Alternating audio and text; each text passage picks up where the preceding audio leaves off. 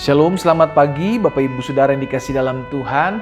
Puji Tuhan, pagi hari ini kembali lagi saya bersuka cita untuk menyapa setiap umat Tuhan yang rindu, haus dan lapar untuk merenungkan firman Tuhan. Sebab itulah kebenaran yang ada. Yesus bilang barang siapa lapar dan haus akan kebenaran, kepadanya akan dipuaskan. Kita harus memiliki hati yang selalu rindu untuk merenungkan firman Tuhan, karena firman Tuhan yang akan mengarahkan hidup kita, firman Tuhan yang akan menuntun hidup kita masuk ke dalam seluruh jalan-jalan Tuhan yang ajaib.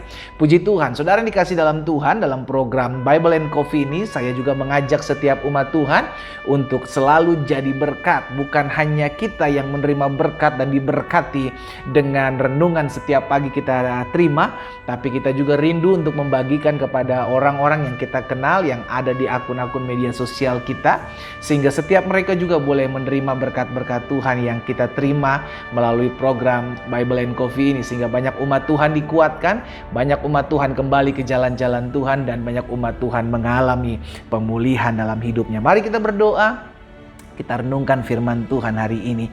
Bapa, terima kasih buat hari yang baru. Kami mengucap syukur karena kasih karunia Tuhan, karena anugerah Tuhan yang menyelamatkan kami, sehingga kami boleh ada hari ini dengan tidak kekurangan suatu apapun. Bapa, kami rindu mendengarkan sebagian daripada firman-Mu. Bicara bagi masing-masing kami ya Allah Roh Kudus, karena kami membuka hati kami untuk mendengarkan sebagian daripada firman-Mu. Di dalam nama Tuhan Yesus kami berdoa. Haleluya. Amin, amin. Puji Tuhan. Nah, saudara dikasih dalam Tuhan, di dalam Efesus pasalnya yang pertama, ayatnya yang ke-7, Rasul Paulus mengingatkan kepada jemaat di Efesus dengan berkata seperti ini. Sebab di dalam Dia, di dalam Yesus dan oleh darahnya. Sama-sama bilang sama saya, di dalam Yesus dan oleh darah Yesus. Kurang mantap. Kita bersyukur karena kasih karunia ini, saudaraku. Di dalam Yesus dan oleh darah Yesus. Sama-sama bilang sama saya, di dalam Yesus dan oleh darah Yesus kita beroleh penebusan. Wow, berarti jelas bukan karena perbuatan baik, bukan karena amal ibadah kita, tapi karena kasih karunia, oleh karena penebusan, oleh karena kematian, dan di dalam Yesus, oleh darah Yesus, kita beroleh penebusan. Yaitu apa, saudara? Pengampunan dosa menurut kekayaan kasih karunia-Nya. Jadi saudara dikasih dalam Tuhan, kita tahu bersama bahwa di dalam Yesus dan oleh kuasa darahnya, berarti darah Yesus ini berkuasa, saudara. Makanya kita percaya, saudara dikasih dalam Tuhan, kita ini adalah orang-orang yang sudah diselamatkan oleh kasih karunia dengan kematian Yesus Kristus di atas kayu salib. Sebab harus ada penumpahan darah, harus ada pengorbanan, orang yang berkorban menumpahkan darahnya, baru ada pengampunan. Makanya dalam Ibrani pasal 9 ayat 22, Alkitab katakan seperti ini, dan hampir segala sesuatu disucikan menurut hukum Taurat dengan darah. Tanpa penumpahan darah tidak ada pengampunan. Harus ada pengorbanan. Dan Yesus mengorbankan dirinya. Saudara dikasih dalam Tuhan, kita diselamatkan. Yang harusnya dihukum, yang harusnya mati adalah saudara dan saya oleh karena dosa yang akhirnya membuat kita masuk dalam kematian kekal. Tapi karena pertumpahan darah, haleluya, karena kasih karunia, karena darah Yesus, dan di dalam Yesus kita beroleh penebusan. Sama-sama bilang sama saya, hidup saya sudah ditebus. Amin, saudara. Hidup saya sudah ditebus. Karena hidup kita sudah ditebus, maka belajar menghargai keselamatan yang diberikan dengan cuma-cuma oleh Tuhan kepada kita. Jangan karena free, jangan karena cuma-cuma lalu kita pandang enteng, kita anggap rendah. Kita dikasih gratis, kita dikasih cuma-cuma. Bukan karena menunjukkan bahwa itu murahan, tapi karena kita nggak mampu membayarnya, karena kita nggak mampu mendapatkannya, karena kita nggak bisa mendapatkannya, maka diberikannya kepada kita secara gratis, secara cuma-cuma.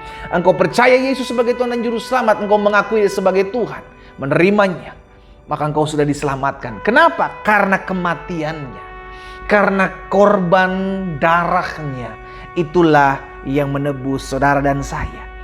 Bahkan dalam Yesaya 55, Yesaya 53 maksud saya saudara, ayatnya yang kelima, Alkitab mencatat seperti ini, tetapi Yesus tertikam oleh karena pemberontakan kita.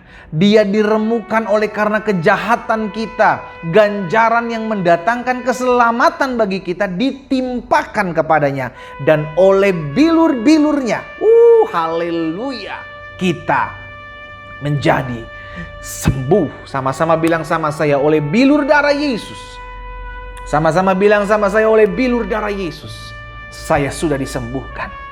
Engkau terima kuasa, engkau terima mujizat, engkau terima pewahyuan dari Tuhan, engkau terima lawatan Tuhan, engkau terima segala yang baik oleh karena kasih karunia.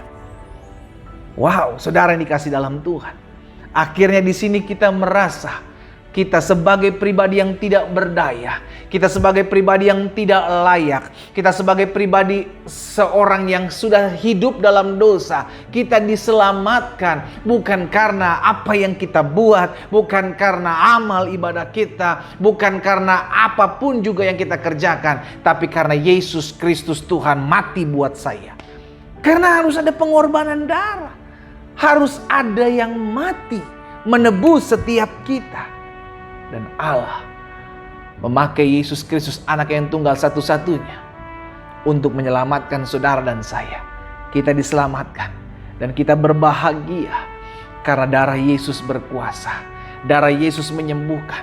Darah Yesus melayakkan setiap kita. Darah Yesus menebus setiap kita. Dan darah Yesus membenarkan hidup kita. Sehingga yang Allah lihat adalah kematian anaknya Yesus Kristus, di mana dia selamatkan umat manusia kepada orang-orang yang berkenan kepadanya, kepada orang-orang menerimanya sebagai Tuhan dan Juru Selamat, kepada orang-orang yang dilayakkan, maka dia diselamatkan. Saudara yang dikasih dalam Tuhan, kalau kita mengerti hal ini, maka kita sebagai orang-orang yang sudah menerima, dilayakkan, menerima keselamatan oleh karena kasih karunia-Nya, maka belajar untuk menghargai karya keselamatan yang sudah Tuhan Yesus berikan. Belajar untuk menghormati pribadi Allah yang kita sembah dalam Yesus Kristus. Belajar untuk taat, tunduk, takluk di bawah kuasa Allah Yesus Kristus. Sehingga pada akhirnya hidup kita yang sudah diselamatkan ini, yang sudah dilayakkan ini, kita pakai untuk hormat dan kemuliaan nama Tuhan. Benarlah apa yang dikatakan Rasul Paulus. Aku hidup, namun bukan aku lagi yang hidup, melainkan Kristus yang hidup di dalam aku. Darahnya berkuasa menyelamatkan saudara dan saya.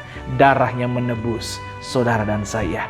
Kita berdoa, kita datang kepada Tuhan. Bapa, terima kasih buat pengorbanan-Mu. Terima kasih buat Yesus Kristus yang mati buat setiap kami. Terima kasih buat kasih karunia yang tidak layak kami terima. Terima kasih buat darah yang tertumpah, tubuh yang terpecah. Terima kasih Tuhan Yesus. Karena itu kami bersyukur. Biarlah hari-hari hidup kami menyadari bahwa kami diselamatkan ketika kami berdosa, terlebih ketika kami sudah diangkat menjadi anak-anak-Mu. Maka Tuhanlah yang memelihara hari-hari hidup kami. Hamba berdoa buat setiap umat Tuhan yang olehnya Tuhan percayakan untuk hamba layani dalam setiap program yang ada. Tuhan memberkati setiap mereka, menguatkan, meneguhkan, dan mengingatkan bahwa kami sudah diselamatkan oleh darah yang tertumpah dan tubuh yang terpecah. Terima kasih Tuhan Yesus. Di dalam nama Tuhan Yesus kami berdoa. Haleluya. Amin, amin. Kita nikmati kopi kita saudara. Haleluya. Darahnya menyembuhkanmu. Darah yang tertumpah menyelamatkanmu. Dan darah yang tertumpah melayakkan setiap kita. Tuhan Yesus memberkati.